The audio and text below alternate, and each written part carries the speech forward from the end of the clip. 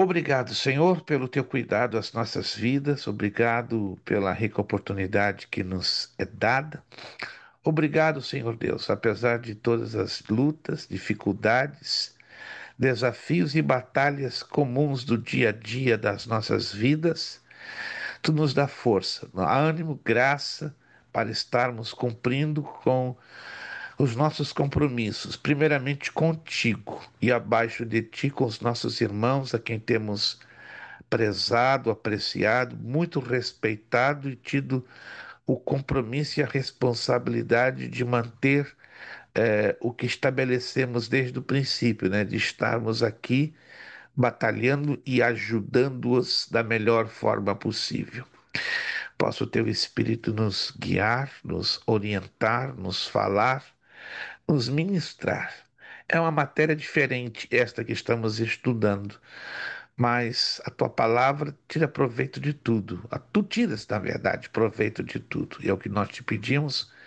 Continua abrindo a nossa mente, nossos corações, sobretudo para entendermos a importância da história da filosofia dentro do cenário cristão que temos vivido. Obrigado, recebe a nossa oração. Oramos a Ti agradecidos em o nome de Jesus Cristo. Amém e amém. Perfeito. Meus irmãos, estamos na nossa quinta aula. Essa é a quinta e antepenúltima aula da nossa matéria História da Filosofia. Próxima segunda, dia 20, será a penúltima e dia 27 de outubro fecharemos então a sétima e última aula. Na primeira segunda-feira de novembro já estaremos com uma nova matéria e com o evangelista Kleber Tomás da Silva com vocês. Então estamos na nossa antepenúltima aula. Nós teremos hoje uma aula cronometrada no relógio em 1 hora. Né? Eu não passei, infelizmente, uma tarde bem, né? Eu tive um pico de pressão um pouco forte e fiquei retido quase 5 horas. No hospital, eu cheguei um pouquinho mais de meia hora em casa, um pouquinho mais de meia hora, e eu decidi, não, vou dar aula, ainda que com bastante dor de cabeça, né, porque os medicamentos que me aplicaram dilataram os meus vasos sanguíneos, e é normal, né, com a dilatação de vasos sanguíneos, você tem uma dor de cabeça infernal, né, é que eu estou tendo agora. Estou com muita dificuldade de manter os olhos abertos, mas eu falei, não, não vou cancelar a aula, vou dar aula pelo menos em um espaço de tempo um pouquinho mais curto. Então, vamos ter 1 hora agora no relógio. Então, 9h30, 9h35, né? Se vocês não se importarem, não me desculparem né, devido a essa circunstância, então vou fazer a aula de hoje um pouco reduzida e também não vou corrigir as atividades de autoavaliação como havíamos proposto, né? Quero deixar então, se vocês também não se importarem, para a próxima aula, né? Essas atividades se encontram na página 20, 21 e 22. Vai ser a primeira coisa que nós vamos fazer já no início da próxima aula. Então, quero já entrar direto na matéria, que é a unidade 2, a filosofia pré-socrática, ou seja, vamos conhecer essa outra etapa, não é, da história da filosofia, uma etapa muitíssimo importante, deixou uma marca enorme, né, no campo da filosofia secular e mesmo esta etapa influenciou o mundo evangélico. Vamos então na página 23, por favor, unidade 2, a filosofia pré-socrática. Como é do conhecimento dos irmãos, é quase impossível estudarmos todo a nossa apostila. A apostila ela está à nossa disposição como uma bússola, como um mapa, né, de segmento.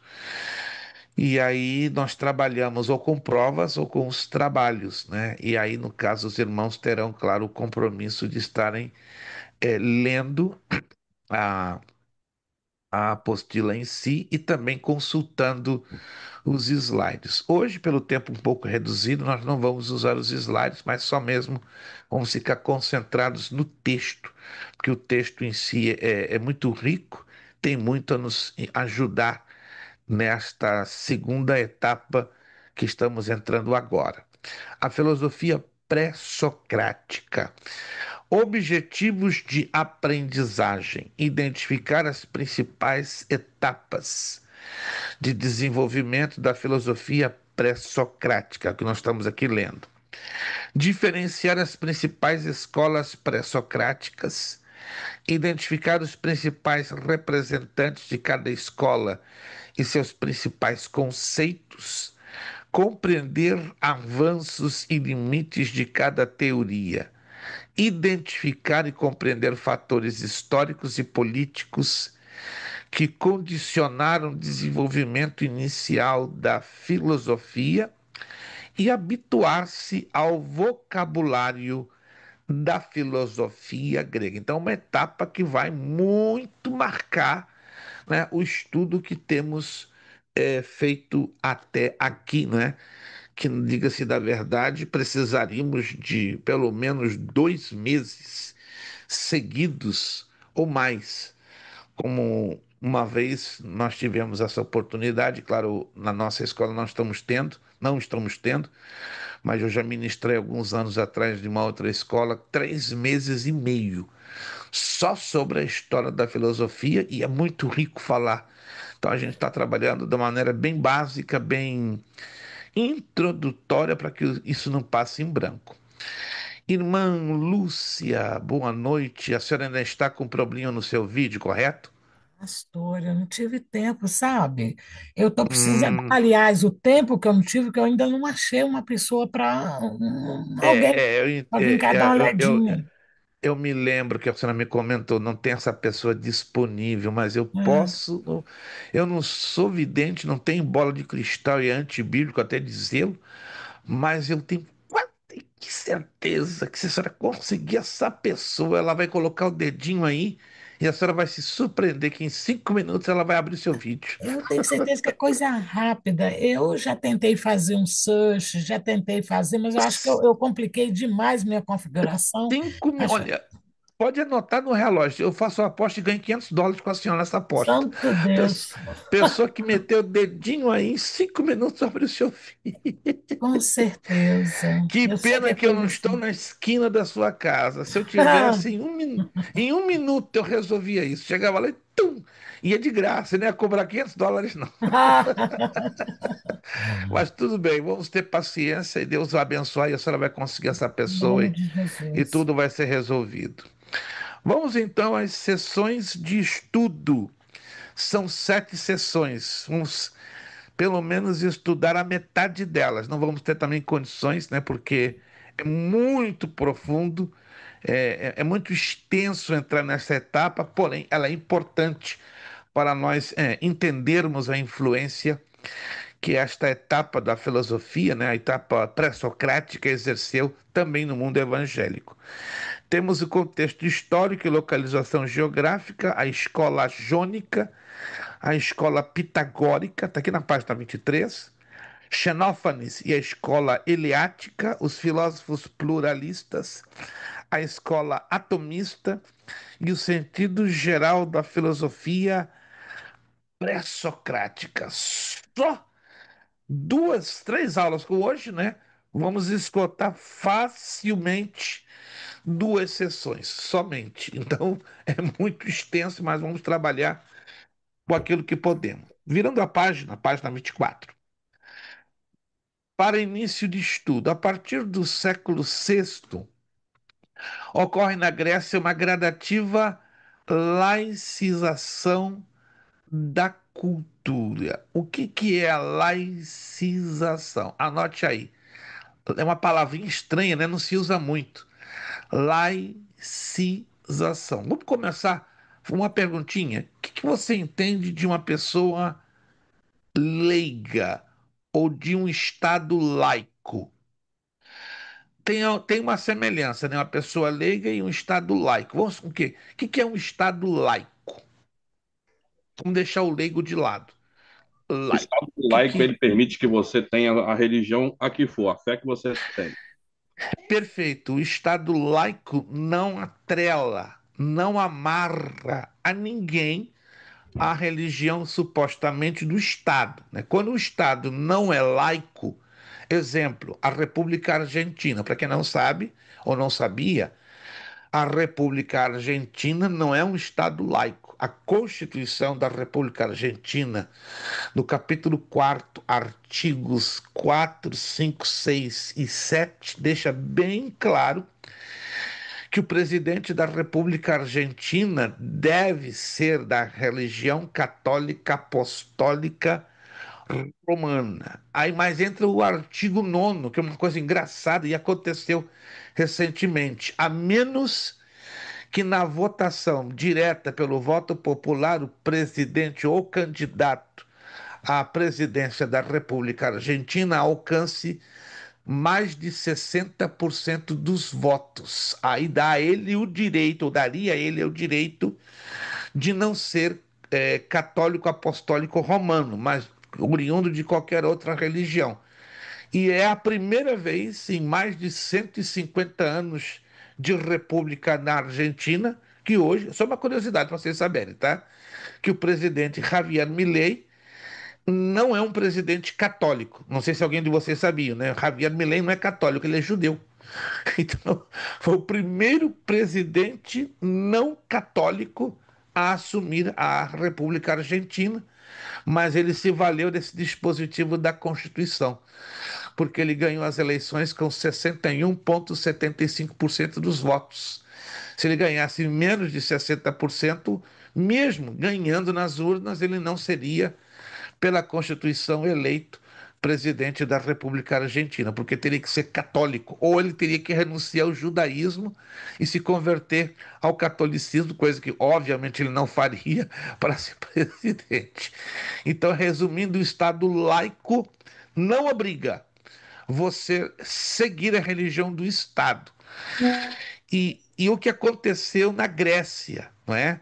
A partir do século VI, foi a laicização da cultura. Em outras palavras, o Estado grego, os governantes obrigavam aos liderados a seguirem uma norma cultural, a uma linha, a um modus operandi cultural estabelecido previamente pelos seus governos.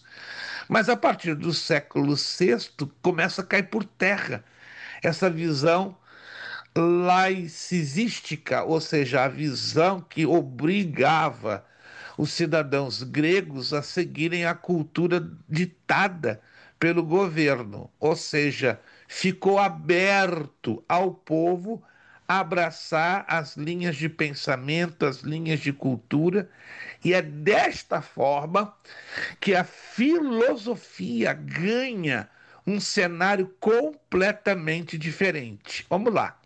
Os poemas de Homero e Hesíodo, outrora considerados fonte de conhecimento da realidade, perdem a sua relevância explicativa pouco a pouco e vão passando à categoria de cultura supérflua. Estão percebendo? Então, antes do século VI, quando a cultura não era laicizada, ou seja, ela era imposta pelo governo, então a partir da laicização, os poemas de Homero e de Hesíodo começam a perder importância, não é?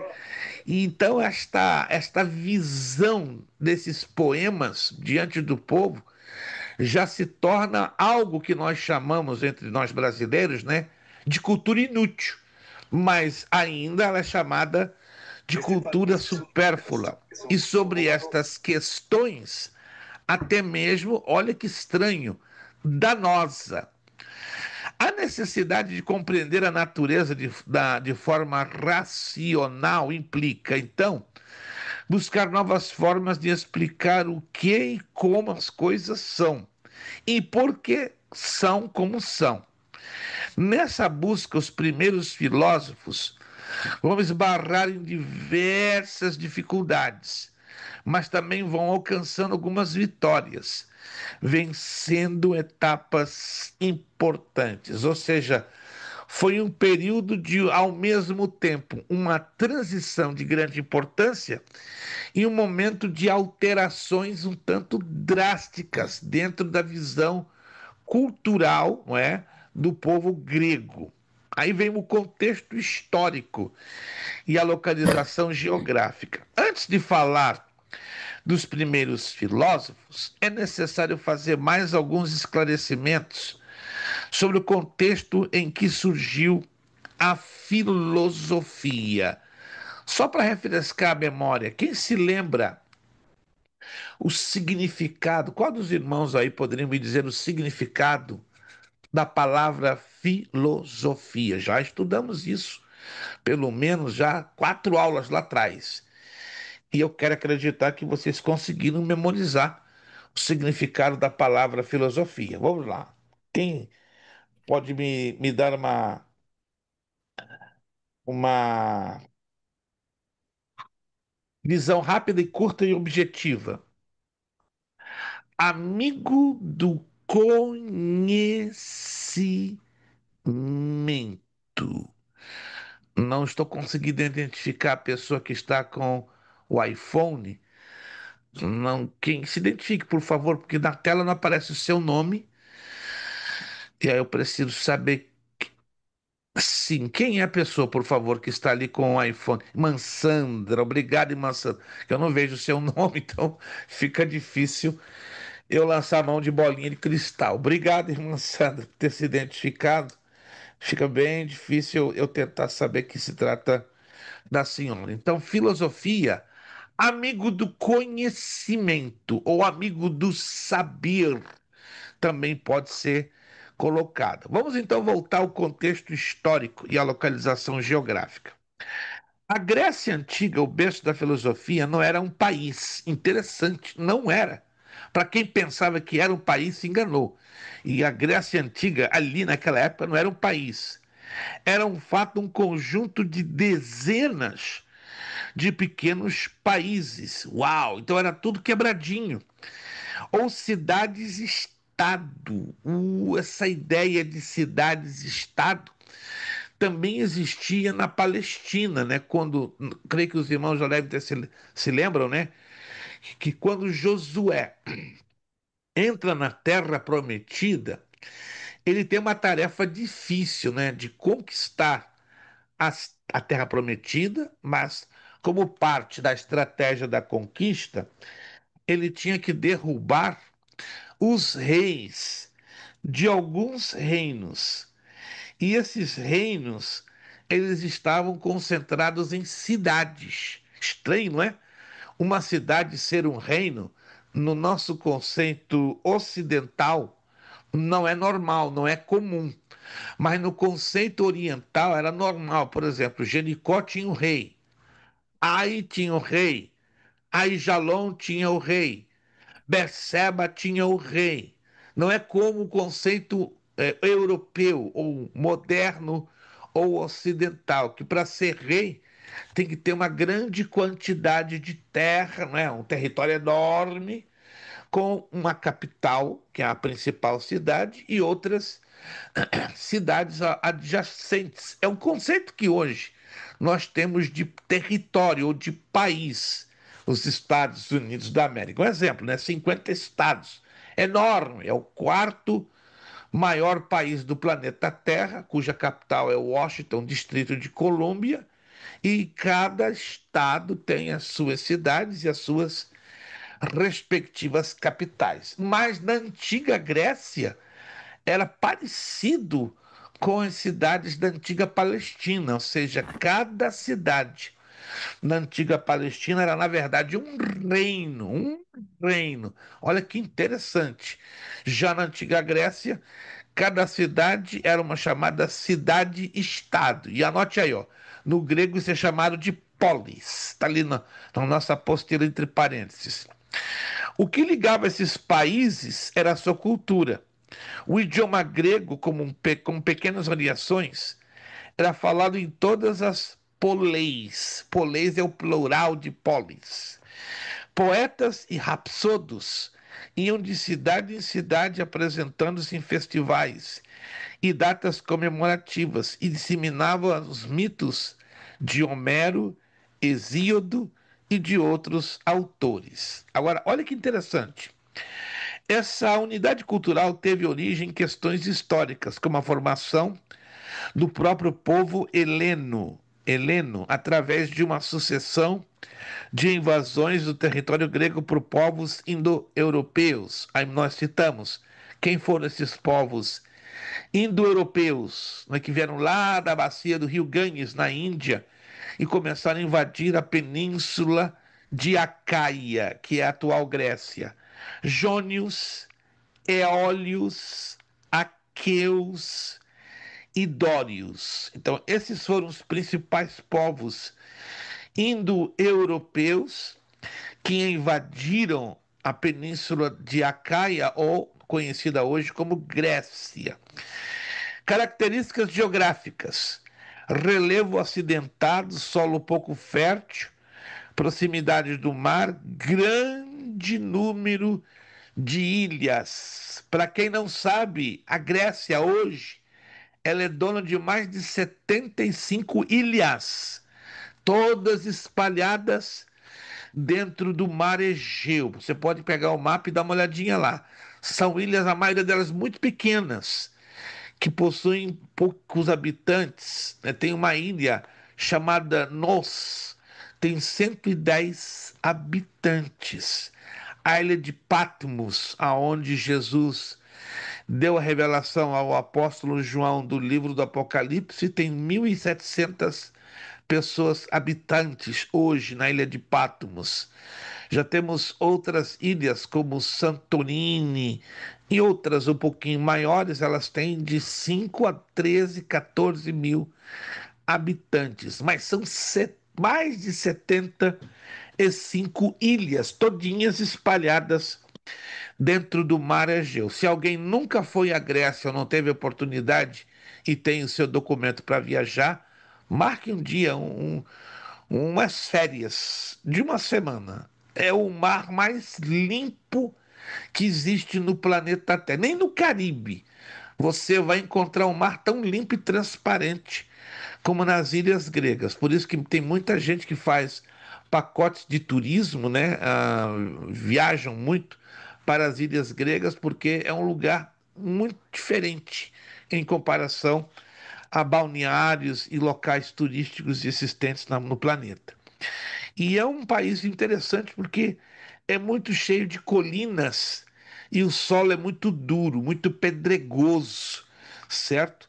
Além também de ter essa característica de ter muitas ilhas espalhadas na sua costa e no mar Egeu. Outra característica, os militares, isso se referindo lá atrás, na antiga Grécia. As cidades-estado eram capazes de enfrentar sozinhas as nações mais poderosas, mas quando unidas, eram consideradas invencíveis. Há um filme que Hollywood trabalhou há algum tempo atrás, não muitos anos, creio que uns 10 anos atrás, saiu até em duas partes, né? Os 300. Não sei se alguém já ouviu falar deste filme, Os 300. Saiu em duas partes, né? Falando da história dos espartanos e dos atenienses. Leônidas, perfeito, irmão José Carlos. Irmão José Carlos está lendo mesmo, né? Os livros da antiga Grécia. Né? Leônidas, né? Leônidas, ele era de Esparta. Ele era o rei de Esparta. E segundo a história, isso não é uma lenda, isso é uma história. Ele se uniu, pediu fazer uma aliança ao rei de Atenas, que hoje é a capital da Grécia, mas na época era uma cidade-estado. E aí fizeram uma aliança para tentarem derrotar o rei persa da época, né, que estava arrasando. Pela história, o rei persa venceu a coligação dessas cidades-estado, né? E até foi criado vários poemas sobre a derrota de Leônidas, né? E até existem várias rimas hoje na antiga Grécia, ou pelo menos na Grécia moderna, né? Mas oriundos desse fato, falando sobre a derrota dos 300 espartanos. Mas tudo isso se tornou um elemento que se agregou à cultura grega para unir mais as cidades-estado e depois se tornarem um único país. Virando a página 25, a principal atividade econômica dos gregos era o comércio marítimo. Para garantir seus interesses, os gregos fundaram diversas colônias encravadas em territórios de outros países, algumas delas implantadas através de guerras e invasões, outras estabelecidas através de acordos pacíficos com grandes reinos. É nessas colônias que a filosofia surge e se desenvolve ao longo de quase 2 séculos, antes de chegar à polis, ou a cidade-estado de Atenas, onde encontra o seu apogeu na cultura helênica. Aí você está vendo aí um mapa, né? Um mapazinho, né? Não está muito, vamos dizer assim, nítido, mas mostra a Grécia, mostra a Magna Grécia, que hoje é a Itália, e mostra a Ásia Menor, que hoje é a Turquia. Hoje, os filósofos desta fase inicial da história da filosofia costumam ser chamados de pré-socráticos. Os pré-socráticos são os criadores da filosofia. Faça um highlight para você não se esquecer. Quem foram os criadores da filosofia? Resposta: os pré-socráticos. Infelizmente, todas as obras escritas por esses pensadores acabaram se perdendo-se ao longo dos milênios, que historicamente nos separam deles.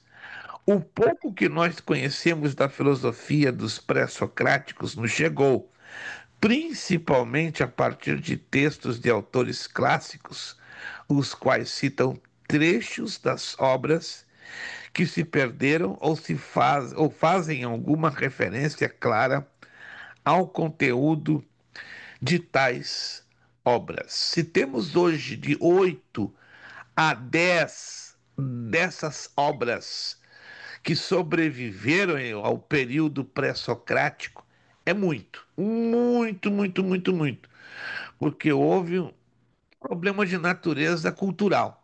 E esse problema de natureza cultural criou essa tragédia cultural, que foi a perda ou a forma de não haver ter sido mantidas esses livros ou esses manuscritos, cuja a riqueza é tão grande que hoje, provavelmente, a influência da filosofia no pensamento nosso ocidental seria outra completamente diferente.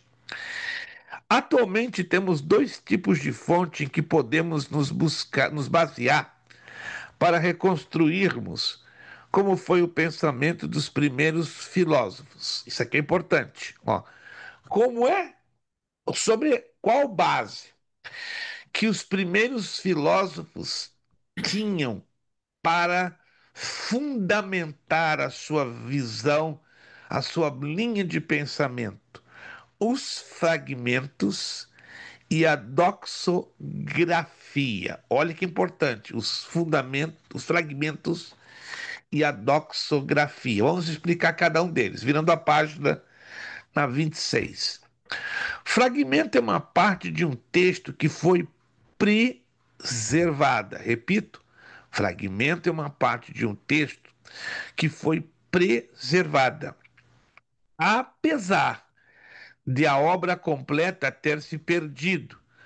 Muitas vezes são frases transcritas em obras de outros autores antigos.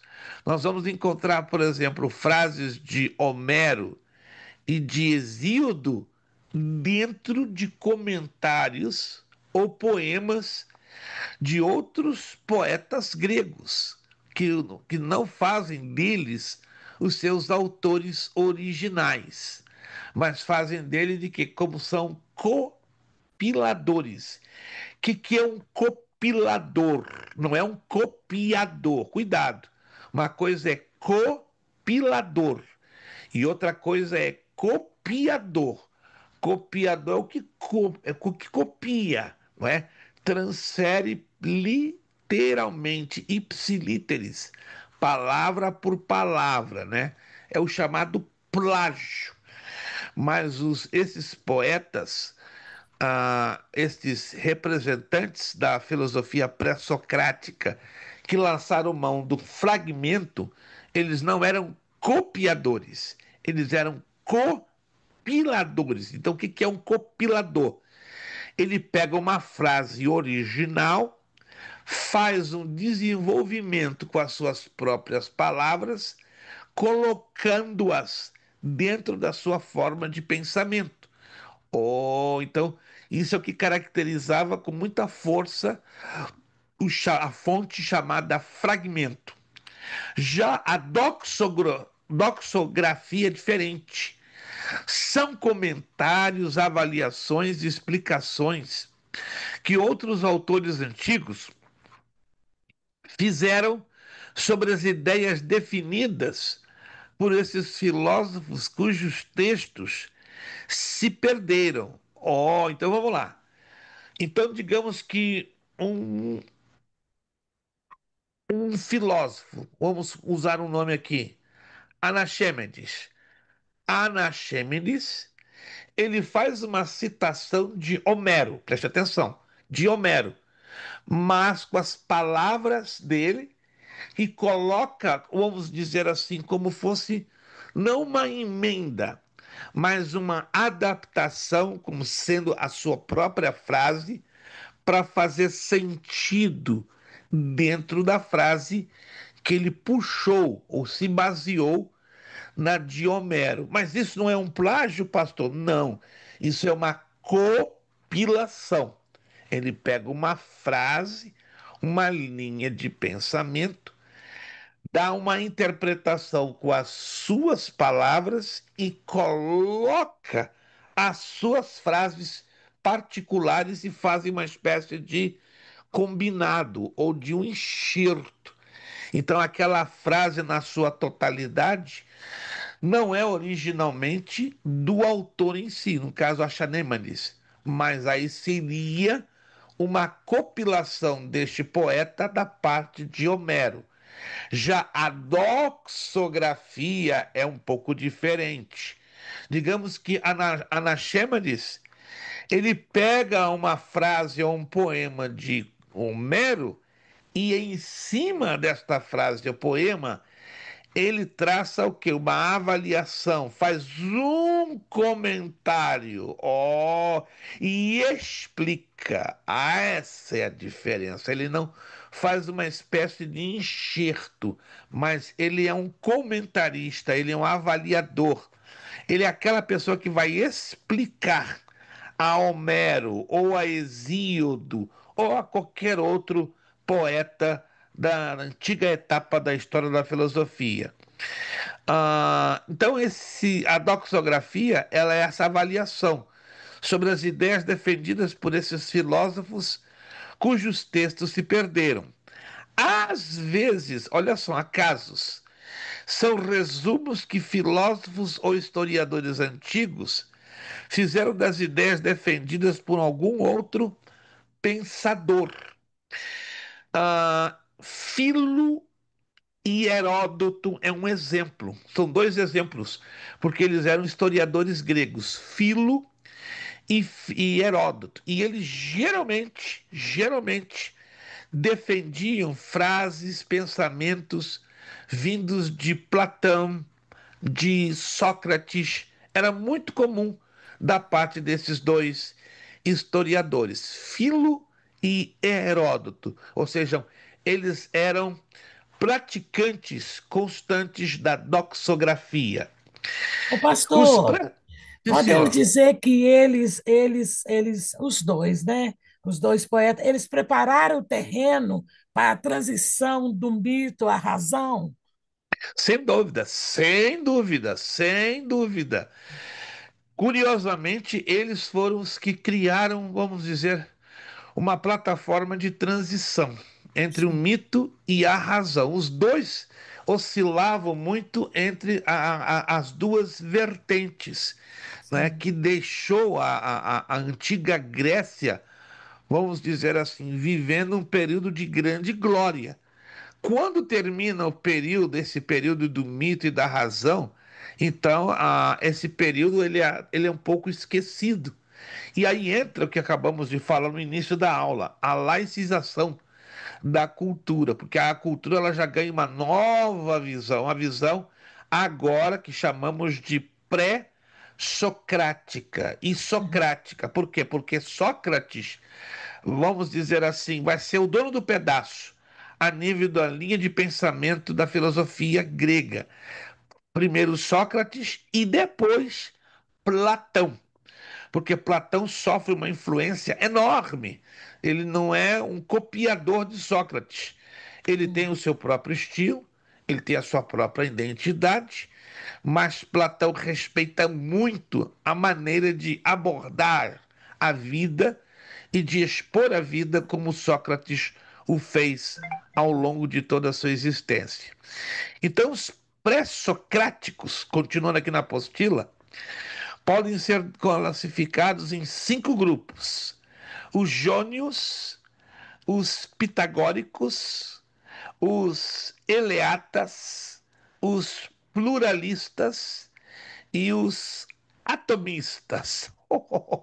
Vamos conhecer um pouquinho de cada um deles e vamos lá na frente também conhecer um filósofo que foi um dos maiores matemáticos da história da antiga Grécia. E é graças a esse matemático que hoje nós conhecemos, né? Na verdade, a filosofia grega nos gerou dois tremendos matemáticos. Possivelmente você já ouviu falar muito deles, né? Pitágoras e Tales de Mileto. Pitágoras foi o famoso criador do Teorema de Pitágoras, muito usado na matéria de geometria. Os arquitetos e os engenheiros obrigatoriamente têm que conhecer a teoria, o Teorema de Pitágoras. Tema de E Pitágoras.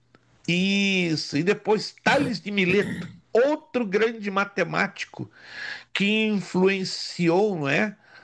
Uma mulher na antiga Grécia, isso já depois de Cristo, por volta de 125 depois de Cristo. E essa mulher se tornou a primeira filósofa e astrônoma no seu tempo. Tanto que Hollywood também fez uma história, né, chamada Agora, Agora, um filme interessantíssimo. Se você nunca viu, eu recomendo assisti-lo, muito interessante, 100% histórico, com a atriz inglesa Rachel Weisz, e fala sobre a história desta filósofa e matemática que era adepta a Tales de Mileto, ou seja, tudo que ela, como filósofa, matemática e astrônoma, ela defendia, ela aprendeu dos livros de Tales de Mileto, ou seja, ela era seguidora ferrenha ou discípula de Tales de Mileto, deixando claro que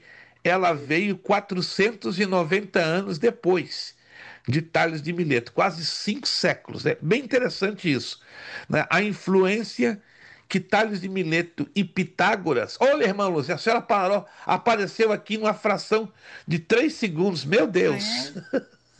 3 segundos eu vi o seu rosto. Que coisa louca! É coisa pequenininha que tem aí na sua câmera, minha irmã. É bem pequeno. Por isso que eu digo, se eu fosse seu vizinho. Ali, de novo, eu vi a senhora. Epa, Aquele que tá está de ali. frente do computador, pastor Bruno. Meu Deus, olha lá. De novo, já vi.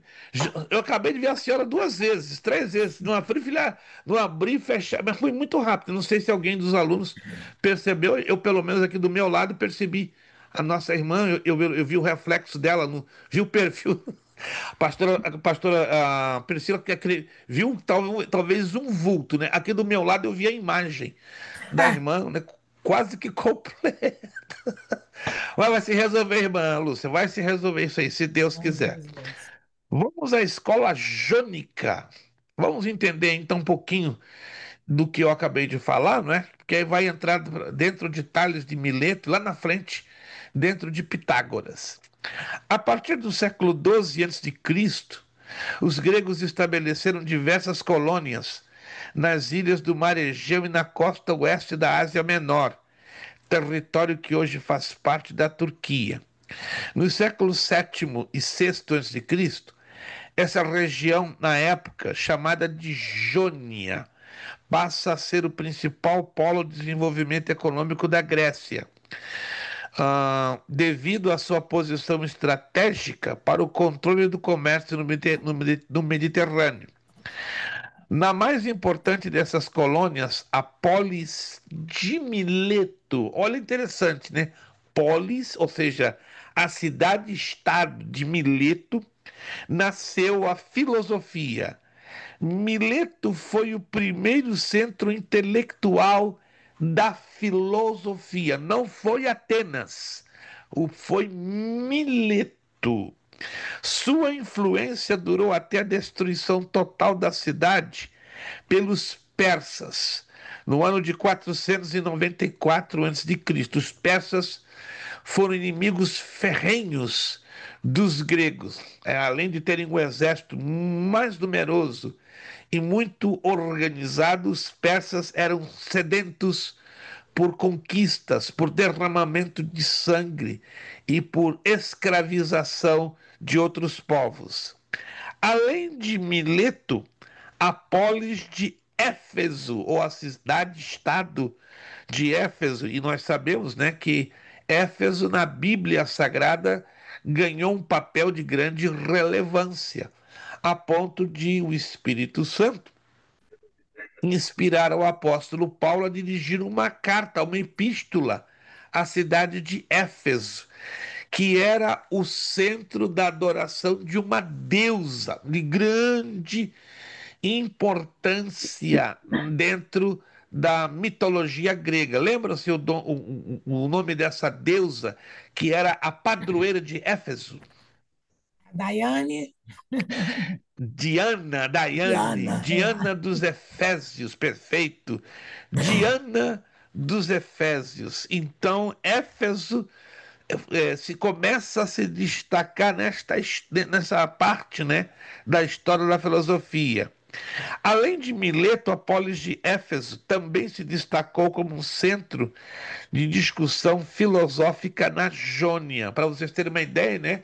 Paulo, quando chega ali, mais de 500 anos depois dessa época áurea da filosofia grega, ele ainda encontra uma influência demasiado forte, poderosa, esmagadora e é, por sua vez, idolátrica, né? Porque, queira ou não, a filosofia grega, ela traz em si um sentido politeísta muito forte, afastando Deus como centro de todo pensamento e atraindo aos deuses do Olimpo como esta panaceia, ou seja, essa mistura louca de que o homem deve e pode ter mais de um Deus de sua devoção. Numa tradição, continuando na apostila, que remonta a Aristóteles, costuma-se a considerar Tales de Mileto. Tá aí o camarada. Tales de Mileto, ele viveu entre 640 e 562 a.C., como sendo o primeiro filósofo. Faça um highlight aí, faça essa anotação. Quem foi historicamente considerado o primeiro filósofo da cultura grega? Foi Tales de Mileto. Nosso irmão José Carlos, eu não vou deixar o irmão José Carlos para acho que eu trás. posso Eu vou colocar dar. uma palhinha aí nessa do Tales de Mileto, porque eu fiz algumas já as questões do questionário, então só um pouquinho que eu queria dizer. Ele defendia o princípio de tudo, e o princípio para ele era a água. Era água, exatamente. Porque ele era amante de Arquimedes, né? E Arquimedes foi o pai dos princípios da hidrostática. Irmão José Carlos jogou aí uma palhinha, né? E eu não vou ficar para trás. Eu vou dar mais 40 pontinhos pela participação do irmão José Carlos, né? O irmão José Carlos está hoje na unção, meu irmão. Jogou lá no grupo o Teorema de Pitágoras. Parece que não tem nada a ver com a matéria, mas tem tudo a ver. Então, é a corrida. Eu acho que mais uma, irmão, mais uma pontuação que eu venho a dar ao nosso irmão, né? Tá aí. Agora ele tá lado a lado com a pastora Priscila.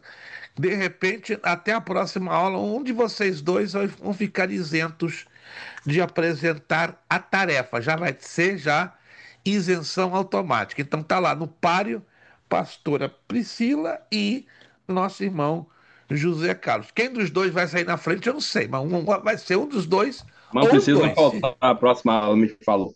Não, ela não vai faltar, ela não pode faltar. De jeito nenhum. Não, não, ela tá ali batalhando, né? Como todos estão batalhando, né? Mas temos que reconhecer quando um aluno coloca o seu esforço. Então, parabéns, irmão José Carlos, pelo seu esforço e essa abordagem que nossa irmã também, Lúcia, fez. Eu vou dar também quarentinha para ela, não vou deixar a irmã Lúcia para trás, não. Então, a irmã Lúcia fez essa abordagem, também recebendo 40 pontinhos, né? Porque o início que Tales de Mileto aprendeu, ele aprendeu com Arquimedes, ou seja, tudo começava e terminava onde? Na água. Muito curioso isso, né? Isso tem um bojo, isso tem um enredo definitivamente bem filosófico, além de científico. Aí temos um outro filósofo importante, Anaximandro, não é, que viveu entre 610 e 547 a.C. Aí temos Anaxímenes, eu até mencionei ele agora há pouco, né? Anaxímenes, que viveu entre 585 e 528. Ambos também de Mileto. E Heráclito, de Éfeso, que viveu entre 540 e 470 antes de Cristo. Por que Tales de Mileto é considerado o primeiro filósofo? É a pergunta que aqui deixamos. O que ele fez de diferente? Agora a resposta para vocês entenderem por que Tales de Mileto é considerado o primeiro filósofo. Caracteriza-se o trabalho de Tales e dos outros pensadores jônios a tentativa de compreender a realidade sem fazer referência a elementos sobrenaturais. Oh, então começa por aí. Tales de Mileto não precisa, por exemplo, lançar mão dos deuses do Olimpo, que os deuses do Olimpo, queiram ou não, invocavam os elementos sobrenaturais, concordam? Mas Sim. Tales de Mileto não, ele fez bem diferente. O que eles procuram são explicações para os fenômenos naturais, baseadas exclusivamente na observação atenta e no raciocínio cuidadoso. Ou seja, Tales de Mileto, ele também é considerado o primeiro matemático da história. Ó, ó, ó, ó. Mas peraí, matemática e filosofia tem algo a ver? Sim. Professor, isso Sim, tem a ver senhora. porque ele começou a usar a razão, deixando a mitologia para trás? Excelente, irmã Maria Bandeirinha. Só pegou o gancho da nossa irmã Lúcia. Começa por aí. E foi deixando o mito, né? Porque o mito foi perdendo popularidade, foi perdendo relevância, foi perdendo importância no meio do povo. Faz 100% de sentido. E, consequentemente, Tales de Mileto já não lança a mão do mito, como os outros escritores e poetas gregos, né, como Homero, Hesíodo, que queiram ou não, eles também exerceram uma influência capital, em grande importância na história da filosofia.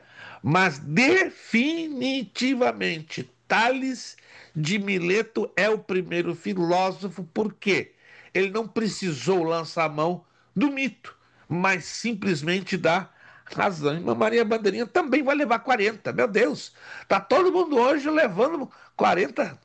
É muita benção, né? Quando a unção começa a fluir, vai todo mundo pegando de pacote. E é por atacado. Ninguém fica sozinho. Mas vamos lá. A filosofia nasce, temos 10 minutinhos mais, 13 minutinhos mais, 13 minutinhos de aula. Queria muito prosseguir com os irmãos, mas olha, tá difícil me manter os olhos abertos.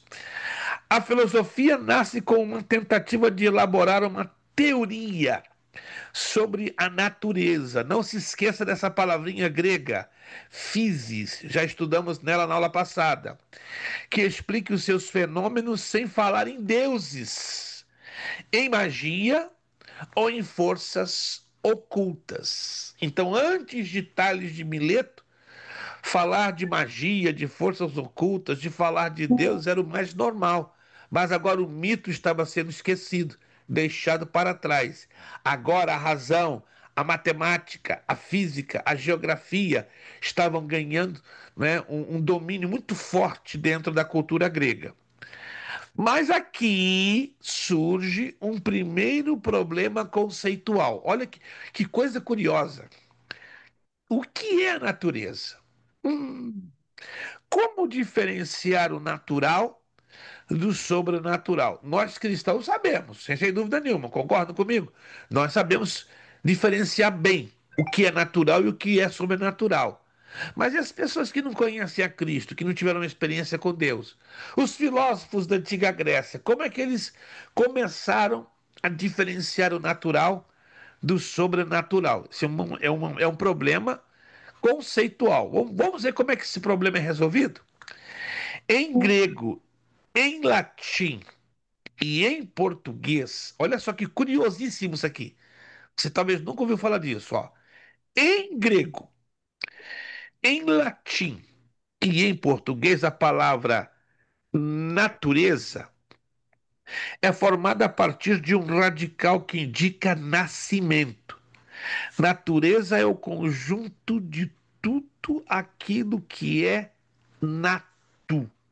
Natu é um prefixo latino que é traduzido por nascido. Olha só. Na realidade concreta, no entanto, às vezes é difícil determinar quando ocorre o nascimento de algumas coisas. E mais ainda, às vezes a morte de uma coisa é o nascimento de outra. Oh!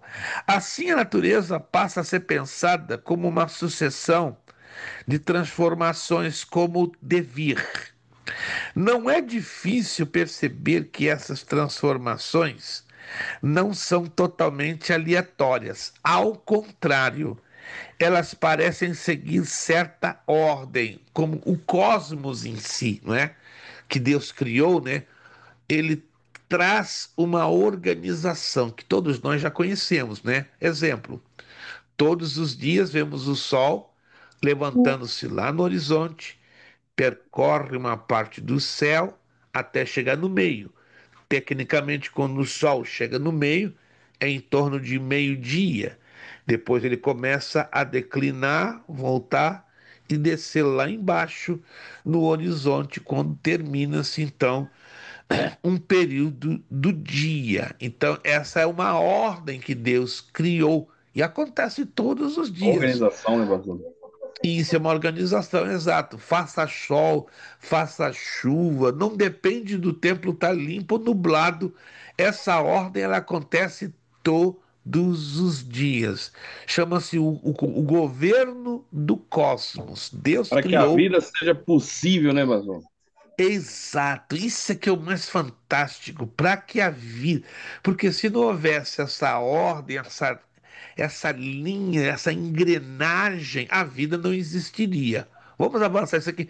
Aí que os pensadores gregos começam a trabalhar muito com a razão, ligado com fatos da natureza. Olha lá. Os seres concretos, os objetos, não surgem do nada, nem por acaso. Também não podem ser totalmente destruídos. Olha só, o processo de geração e corrupção produção e destruição dos seres envolve a combinação ou separação de elementos materiais que não são criados nem desaparecem totalmente nessa transformação. Virando a página, página 42. Uma semente, ao germinar, passa a absorver água, elementos do solo e do ar. Toda essa matéria é absorvida, transformada e reorganizada. Vai ganhando aos poucos a forma de uma planta que cresce, vive durante certo tempo e morre, e se decompõe e vira matéria-prima para o surgimento de novos seres. Toda a matéria que compõe a árvore que foi retirada do solo e voltará a ser solo. A matéria-prima já existia e continuará existindo mesmo após a destruição da árvore. Essa é uma forma de compreender a realidade. Veja que aqui não se fala em quem criou. Vou fazer agora duas perguntinhas valendo ponto, baseado nisto aqui que eu acabei de ler aqui com vocês. Há um texto na Bíblia, eu peço que, por favor, ninguém use o Google, use aqui dentro, ó. Ou, se for o caso, pegue a sua Bíblia e folheie para buscar. Mas não use o Google, por favor. Há um texto na Bíblia que fala sobre isso com uma clareza cristalina. Eu já vou dar a dica. Foi Jesus quem o disse. Um texto que Jesus lançou mão, dizendo, olha que interessante, né? Que uma semente, para germinar, ela precisava passar por um processo. Preciso que você me dê o livro, capítulo e versículo. Aí é forte demais. Não! É facinho. Para quem, claro, já estudou sobre o assunto. Facinho. Vou dar 2 minutinhos para os irmãos. Em 2 minutinhos não descobrirem, ninguém ganha nada.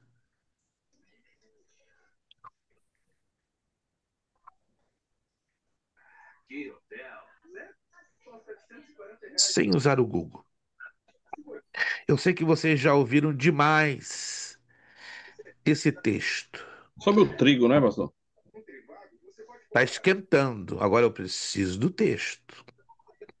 Você não lembra o texto. 1 minuto. É João 12:24, pastor, Oh, onde irmã Jesus Marinha fala, em verdade, Bandeirinha, parabéns, irmã Marinha, ganhou cinquentinha. Parabéns, irmã Maria Bandeirinha, só usando a Bíblia. Isto, João 12, vinte e 24. quatro. Em Em verdade verdade, vos digo vos digo, que se o o grão trigo de trigo caindo na caindo na terra não terra não morrer, morrer, fica ele fica só, ele mas só, se morrer, mas se morrer, produz produz muito fruto. muito fruto. Anotem aí, irmãos. Que interessante esse texto que o nosso Jesus deixou, né? Explicando uma lei que os filósofos quebraram a cabeça lá atrás. E Jesus já disse com uma propriedade fantástica.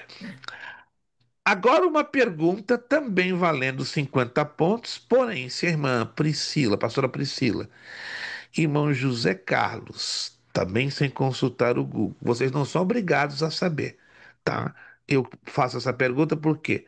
Porque grande parte de nós já ouvimos o que eu vou falar agora, né? Ou através de uma mensagem, de um estudo bíblico, através de uma ilustração feita por algum pregador, um pastor, ou ouvimos na informalidade, né? Através da mídia. É, houve um filósofo francês, que baseado nessa teoria, não é? que começou os pré-socráticos a afirmarem isso, que começou Tales de Mileto, né, a analisar a natureza, que nada na natureza se perde, nada. Qual o nome do filósofo francês que trouxe essa ideia à tona no século XVIII? Que nada se perde. Tudo se transforma. Isso, viu? Você já ouviu falar dessa frase? Agora, o nome do filósofo que às vezes pega. Sem o Google, só usando a memória, se é possível.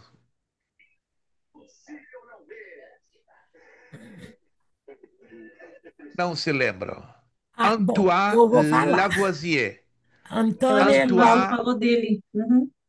Antoine Antônio Lavoisier. Lavoisier. Antônio Antoine Lavoisier. Tudo na Antônio natureza, Laurent de Lavoisier.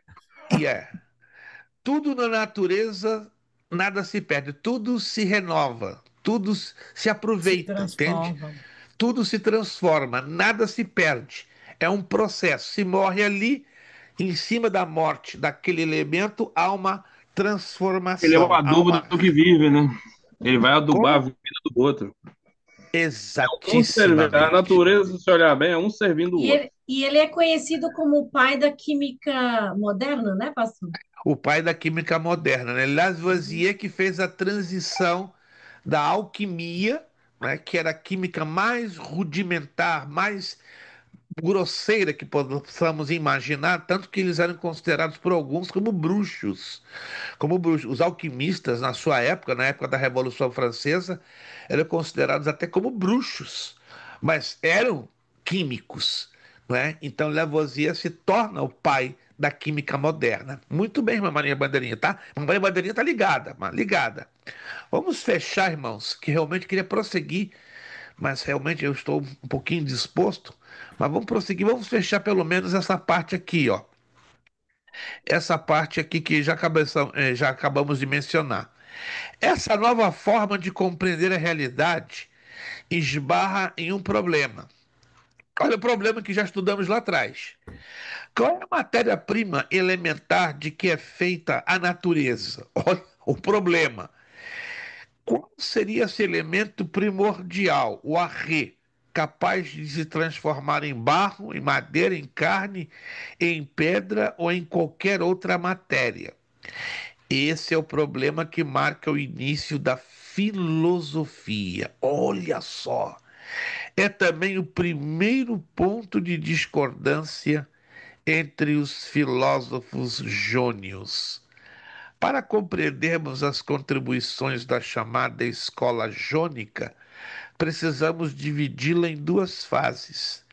A primeira está centrada na polis de Mileto e na segunda na polis de Éfeso.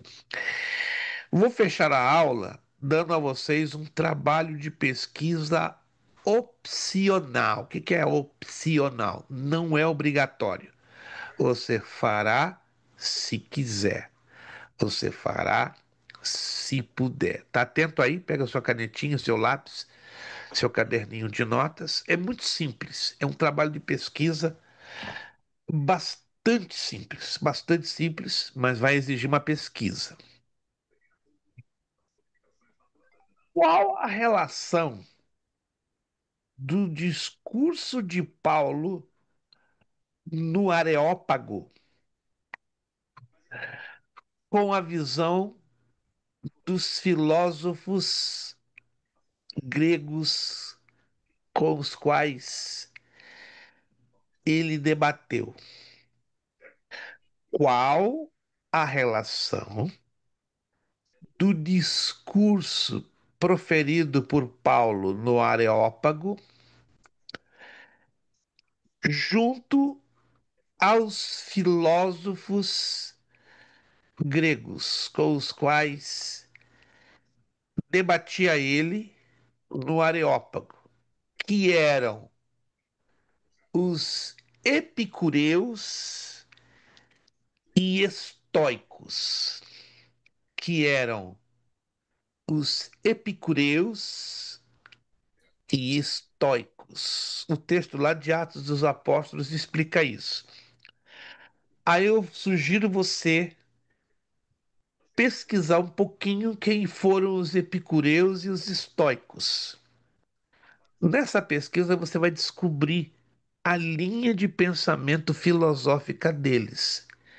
Aí faça uma linha de comparação entre o que eles pensavam, o que Paulo expunha na Bíblia e, se possível, um paralelo, uma comparação bem básica com respeito à visão de Mileto ou dessa transição da filosofia grega, partindo que Tales de Mileto começou a desmistificar a filosofia. Estão entendendo, irmãos?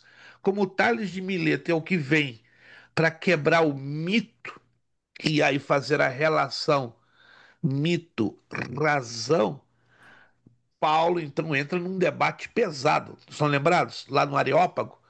E ele confronta pesado aos epicureus e os estoicos. Aí procura descobrir o que os epicureus ensinavam, pregavam. Procura descobrir o que os estoicos pregavam e ensinavam. Aí procura colocar a visão desses dois, essas duas linhas da filosofia grega, estoicos e epicureus, contra o que o Paulo apresentava nas Escrituras. E tente puxar uma relação comparativa à visão da polis de Mileto. Estão entendendo, irmãos? Não é obrigatório. Eu vou avaliar em questão de 4 dias, no momento que o aluno pode me entregar no transcurso da semana até a próxima aula via WhatsApp, através de notas. Pode ser feito a computador, pode ser feito à mão, tá? Se me enviar até antes da segunda, eu já vou dar a nota e avaliação e vai fazer parte da notinha que vai ajudar o aluno na frequência e na participação. No sentido, Mas claro, esse texto aí de Paulo, lá no debate, eu acho que o ponto principal lá foi porque tinha lá dizida ao Deus desconhecido. Bom, eu não sei exatamente, que eu preciso voltar no texto para poder isso, entender. eu sugiro a senhora ir para o texto, procure os detalhes que o texto aborda, correto? E porque o que Paulo colocou escandalizou tão fortemente os estoicos e os epicureus. Esse ponto da pesquisa que eu quero que vocês cheguem, né? Chega lá Paulo, discursa no Areópago e diz a Escritura que os estoicos e os epicureus se escandalizaram, porque Paulo falou algo que feriu o conceito de pensamento deles, entendeu? E aí tente puxar para dentro da visão da polis de Mileto, se é possível. Eu sei que é porque já fiz esse teste, esse exercício várias vezes com outras turmas. É só você pegar o texto e pesquisar quem foram os estoicos e os epicureus e aí você faz um tracejado, né? um traçado entre estoicos, epicureus e a polis de Mileto. Irmãos, eu paro por aqui. Desejaria demais continuar com vocês, mas consegui chegar até aqui com bastante dificuldade hoje. Careço das vossas orações, né, para que Deus continue me mantendo de pé, para continuar levando a sua obra à escola. Sugiro vocês lerem a página 28 até que vai ser muito importante, muito, muito, muito, muito, muito.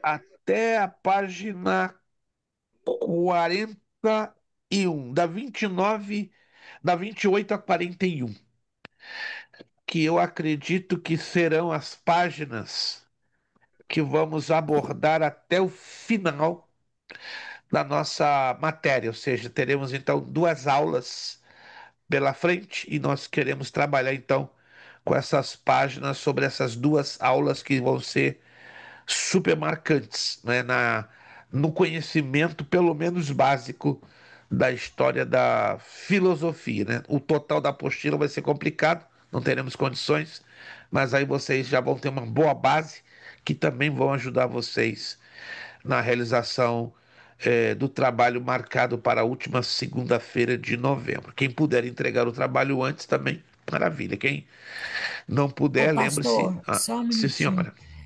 Assim, é só uma meditaçãozinha, né, aqui. O adversário fez tudo para que a humanidade não se preparasse para a vinda de Cristo, né? A verdade é esta. Sem Essa crença dúvida. em vários deuses, mais um Deus não ia fazer diferença, não é verdade? Correto, Então, correto. quer dizer, é sempre o inimigo tirando o alvo daquilo que Deus já tinha prometido, o que já ia acontecer, que era a vinda do Messias, o único e verdadeiro Deus, e nesse caso, vamos lá, vamos inventar ali vários deuses ocupados com vários mitos, que se Jesus poderia ser também mais um mito incluído no meio dessa situação, estaria Sem tudo dúvida. certo, né? Sem dúvida, sem dúvida, sem dúvida, sem dúvida. É por aí. Começa por aí a coisa. A senhora está fazendo igual a Arquimedes. Está começando pela água. Então, tá por aí. Então a senhora está seguindo a linha de Arquimedes. Segue essa linha que a senhora vai bem. Meus irmãos, vamos então dar a finalização da aula de hoje. Agradeço a enorme paciência que cada um de vocês tiver. Vamos pedir, se assim for possível, irmã Fabiana, abrir o seu áudio, se for possível, né?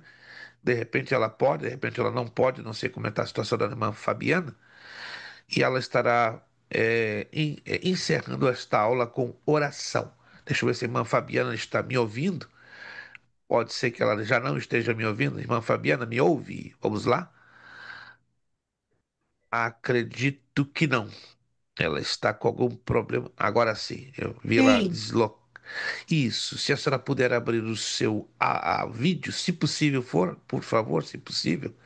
De repente, não pode ou pode. Isso, vamos aguardar. E ela pode, claro que pode. Não diga que a irmã Fabiana não poder abrir o vídeo dela, porque o negócio está preto. Irmã Fabiana, por gentileza, estará nos despedindo com a palavra de oração, em agradecimento a Deus, né, por esta aula de hoje. Para mim foi bem difícil dar essa aula hoje, mas aqui estamos, né? Estamos apoiados em Jesus e vamos continuar sempre apoiados nele. Vejo vocês na penúltima aula, se Deus quiser, dia 20, próxima segunda-feira. Estejamos orando uns pelos outros, orando pelo Estado de Israel, né, que está passando uma fase muitíssimo delicada. Quem está acompanhando os acontecimentos, só posso resumir numa frase: em paz não vai acontecer assim tão fácil. Os homens estão se iludindo, pensando que tem paz.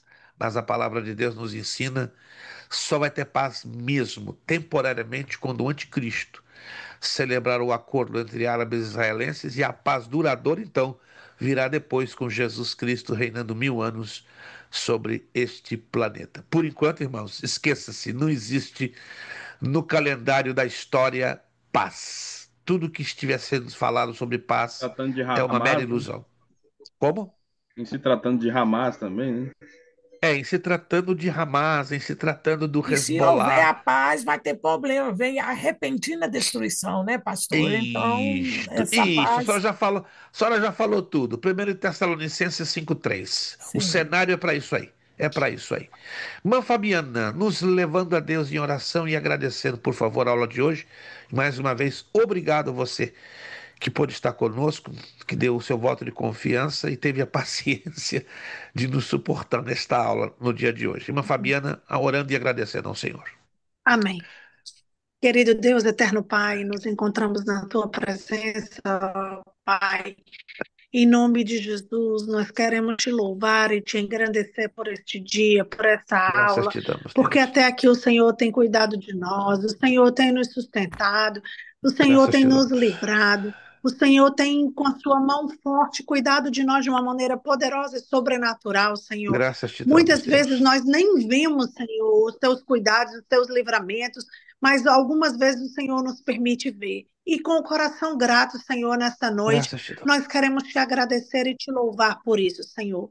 Por todas as providências que o Senhor tem dado na nossa vida, Pai. Por essa aula, Pai. Quero te agradecer, Senhor, em nome de Jesus, pelo privilégio de estarmos aprendendo a tua palavra.